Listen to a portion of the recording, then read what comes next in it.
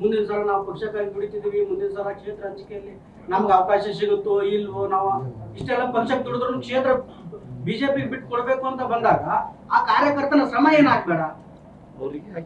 ನೋಡಿ ಅಣ್ಣ, ಈಗ ಎರಡು ಪಕ್ಷದ ನಾಯಕರುಗಳು ಕಳೆದ ಲೋಕಸಭಾ ಚುನಾವಣೆಯಲ್ಲಿ ನಮ್ಮ ಅಲಯನ್ಸ್ ಏನಾಯಿತು, ನಾವು ಒಂದು ಗುರಿಯನ್ನು ಇಟ್ಕೊಂಡು ಹೊರಟಿದ್ದೇವೆ. ರಾಜ್ಯದ ಸರ್ವೋತ್ತಮುಖ ಅಭಿವೃದ್ಧಿಯ ದೃಷ್ಟಿಯಿಂದ ಈ ಹೊಂದಾಣಿಕೆ ಆಗಿದೆ. ಫ್ಲೈಟ್ ಹತ್ತಿದ್ದೀವಿ, ಫ್ಲೈಟಲ್ಲಿ ಎಲ್ಲ ಪ್ಯಾಸೆಂಜರ್ಗಳು ಕೂತಿದ್ದಾರೆ. ಫ್ಲೈಟು ಹೋಗಬೇಕಾದ್ರೆ ಒಂದು ಯಾವುದಾದ್ರೂ ಗುರಿ ಮುಟ್ಟಬೇಕಲ್ಲ, ಒಂದು ಡೆಸ್ಟಿನೇಷನ್ನು. ಫ್ಲೈಟು ಸ್ವಲ್ಪ ಟರ್ಬ್ಯುಲೆನ್ಸ್ ಆಗ್ತದೆ. ಆಗ ಒಳಗಡೆ ಕೂತಿರ್ತಕ್ಕಂಥ ಪ್ಯಾಸೆಂಜರ್ಗಳಲ್ಲಿ 4-5 ಜನ ಎದ್ಬಿಟ್ಟು, ಇದೇನಪ್ಪ ಈ ಫ್ಲೈಟ್ ಹತ್ತಬಾರ್ದಾಗಿತ್ತು, ಯಾಕೋ ಭಾಳ ಅಳ್ಳಾಡ್ತಾ ಇದೆಯಲ್ಲ ಅಂತ ಹೇಳಿದ್ರೆ ಆಗಲ್ಲ. ಮಧ್ಯದಲ್ಲಿ ಇರ್ತೀವಿ, ಅದು ಲ್ಯಾಂಡ್ ಆಗುತ್ತೆ, ಸೇಫಾಗಿ ಲ್ಯಾಂಡ್ ಮಾಡ್ತಾರೆ ಫ್ಲೈಟು. ಅಲ್ಲಿವರೆಗೂ ಕೂಲಾಗಿ ಹೋಗ್ಬೇಕಾಗ್ತದೆ. ಯಾರೋ 4-5 ಜನ ಅವ್ರವ್ರ ವೈಯಕ್ತಿಕ ಕಾರಣಗಳಿಗೋಸ್ಕರ ಮಾತನಾಡ್ತಕ್ಕಂಥದ್ದಕ್ಕೆ ನಾವು ಅದಕ್ಕೆಲ್ಲ ಜಾಸ್ತಿ ತಲೆ ಕೆಡಿಸ್ಕೊಳ್ಳೋದು ಬೇಡ. ದಯಮಾಡಿ ನಮಗೆ ಬೇಕಾಗಿದ್ದಲ್ಲ, ಎಲ್ಲರೂ ಸೇರಿ ಒಟ್ಟಿಗೆ ಇದೇ ಫ್ಲೈಟ್ ಹತ್ತು ಅಂದ್ರೆ ಹತ್ತಿದ್ದೀವಿ.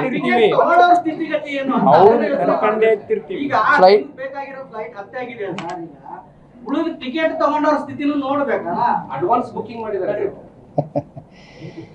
ನೋಡಿ ಅಣ್ಣ, ಇಲ್ಲಿ ಎಷ್ಟೇ ಇದನ್ನು ಚರ್ಚೆ ಮಾಡಿದ್ರು, ಮಾಧ್ಯಮದ ಮುಂದೆ ಆಗಲಿ ಅಥವಾ ಸಾರ್ವಜನಿಕವಾಗಲಿ ಇದನ್ನು ಚರ್ಚೆ ಮಾಡಿ ಇದು ಯಾವುದೇ ಕೂಡ ನಮಗೆ ಫಲ ಕೊಡ್ತಕ್ಕಂಥದ್ದು ಆಗೋದಿಲ್ಲ.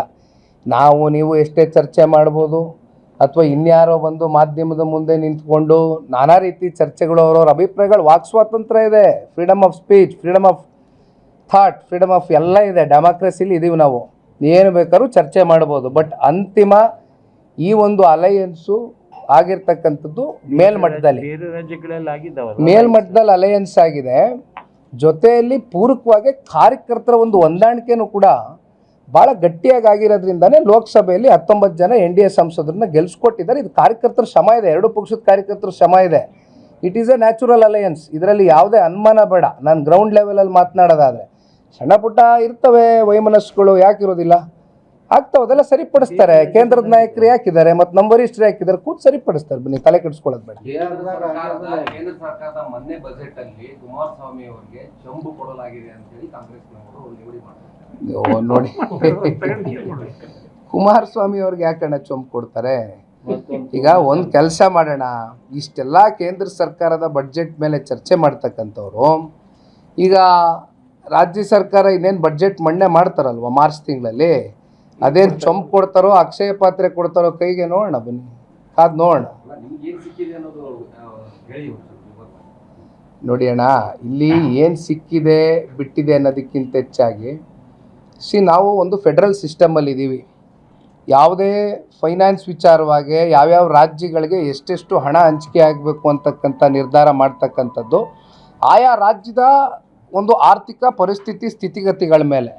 ಆ ನಿಟ್ಟಿನಲ್ಲಿ ಕರ್ನಾಟಕ ರಾಜ್ಯಕ್ಕೆ ಇವತ್ತು ರೈಲ್ವೆ ವಿಚಾರವಾಗಿ ನಿಮಗೆ ಏನಾಗಿಲ್ಲ, ಹೈದರಾಬಾದ್ ಟು ಬೆಂಗಳೂರು ಕನೆಕ್ಟಿವಿಟಿ ಕೊಡ್ತಾ ಇದ್ದಾರೆ, ಒಳ್ಳೆ ರೈಲ್ವೆ ಕಾರಿಡಾರ್ಸ್ ಕೊಡ್ತಾ ಇದ್ದಾರೆ. ನಮಗೆ ಚೆನ್ನೈ ಟು ಬ್ಯಾಂಗ್ಳೂರು ಕನೆಕ್ಟಿವಿಟಿ ಕೊಡ್ತಾ ಇದ್ದಾರೆ. ಎಲೆಕ್ಟ್ರಿಕ್ ಬಸ್ಸಸ್ ಅದು ಕುಮಾರಣ್ಣ ಅವರು ಇಲಾಖೆಯಲ್ಲಿ ಕೊಟ್ಟರು ಬಿಡಿ, ಅದು ಬೇರೆ ಪ್ರಶ್ನೆ. ಕುಮಾರಣ್ಣ ಅವ್ರ ಖಾತೆಗೆ ಯಾಕೆ ಏನು ಕೊಟ್ಟಿಲ್ಲ? ಒಳ್ಳೆ ಖಾತೆ ಆಯ್ತಲ್ಲ. ಕುಮಾರಣ್ಣ ಅವ್ರಿಗೆ 2 ಭಾಳ ಪ್ರಮುಖವಾದಂಥ ಖಾತೆಗಳು ಕೊಟ್ಟಿದ್ದಾರೆ, ಕೆಲಸ ಮಾಡ್ತಾರೆ. ನೋಡಿ, ಇಲ್ಲಿ ಒಂದು 2-3 ವಿಚಾರ ಇದೆ. ಈಗ ಭದ್ರಾವತಿ ಸ್ಟೀಲ್ ಪ್ಲ್ಯಾಂಟು ಆ ಕಾರ್ಖಾನೆ ಇವತ್ತು ಮಹಾರಾಜರು ಸ್ಥಾಪನೆ ಮಾಡಿರ್ತಕ್ಕಂಥದ್ದು, ಸ್ವಾಮಿ ವಿವೇಕಾನಂದ ಅವರ ಪಾತ್ರನೂ ಕೂಡ ಹೆಚ್ಚಾಗಿದೆ. ಅಂಥ ಒಂದು ಇತಿಹಾಸ ಉಳ್ಳ ಕಾರ್ಖಾನೆಗೆ ಒಂದು ಮರುಜೀವ ಕೊಡಬೇಕು ಅಂತಕ್ಕಂಥದ್ದು ಕುಮಾರಣ್ಣ ಅವರು ನಿರ್ಧಾರ ಮಾಡಿದ್ದಾರೆ. ಈಗ ಯಾವ ರೀತಿ ವೈಜಾಗ್ ಸ್ಟೀಲ್ ಪ್ಲ್ಯಾಂಟ್ಗೆ 11,340 ಕೋಟಿ ರೂಪಾಯಿ ಅಷ್ಟು ಹಣಕಾಸಿನ ಸಚಿವರು ನಿರ್ಮಲಾ ಸೀತಾರಾಮನ್ರವ್ರು ಕೊಟ್ಟರು. ಅದೇ ರೀತಿ ಇವತ್ತು ಕರ್ನಾಟಕ ಕೂಡ ತಗೊಂಡು ಬಂದು ಇಂಥ ಕಾರ್ಖಾನೆಗಳನ್ನ ಮತ್ತೆ ಮರುಜೀವ ಕೊಡ್ತಕ್ಕಂಥದ್ದು ಕುಮಾರಣ್ಣ ಅವರು ಈಗಾಗಲೇ ದಿಟ್ಟ ಹೆಜ್ಜೆ ಇಟ್ಟಿದ್ದಾರೆ.